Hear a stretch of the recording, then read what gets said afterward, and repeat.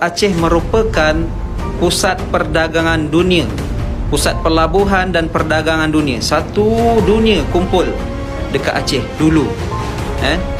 Ada 3 tu pelabuhan besar Melayu: Aceh, Melaka dan Langkah Sungkar. Itu pusat perdagangan dunia.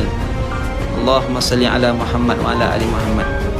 Dan sumbangan kerajaan Aceh pada Melayu Nusantara sangat banyak. Hebat. Kalau bukan kerana Aceh, Indonesia dia takkan merdeka. Masa tu Indonesia tinggal Jogja je, yang lain semua penjajah dah ambil. Allahu Akbar. Jadi Soekarno dia pergi berjumpa dengan Tengku Dibireh, nama dia, minta bantuan untuk melawan penjajah supaya merdeka. Jadi apa kata Tengku Dibireh? Untuk apa merdeka? Apa guna merdeka? Kalau syariat tak dijalankan. Lepas tu Soekarno pun janji, seandainya merdeka, dia akan ikut syariat. Bendera pun dulu la ilaha illallah Muhammadur Rasulullah, bukan merah putih.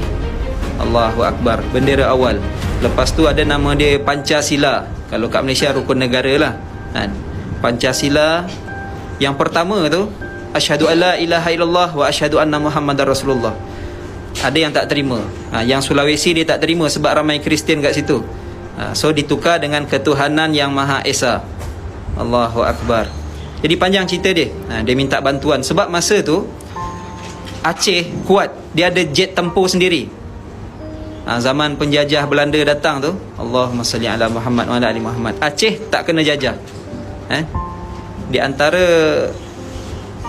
negara-negara ataupun negeri yang tak dijajah, Aceh termasuk negeri yang tak pernah dijajah. Jadi dia minta bantuan. Soekarno datang ke Tengku Dibireh minta bantuan. Dia janji macam-macam.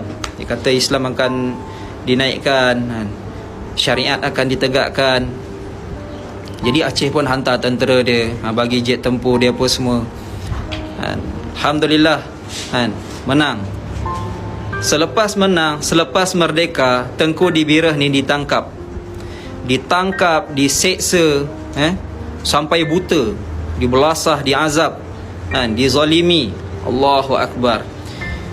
Lepas tu dia dah dalam keadaan buta tu pun tak boleh jumpa siapa-siapa, kena duduk kat rumah je. Rumah dia pun dipantau. Allahu Akbar. Dia orang tak fikir yang belasah dia tu, yang belasah dia, yang seksa dia, yang zalimi dia,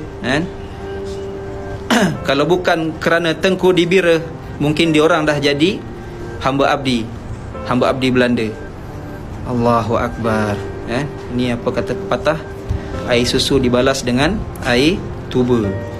Allahu Akbar. Sedih, sedih. Cerita dia sedih. Siapa nak ustaz sambung, komen.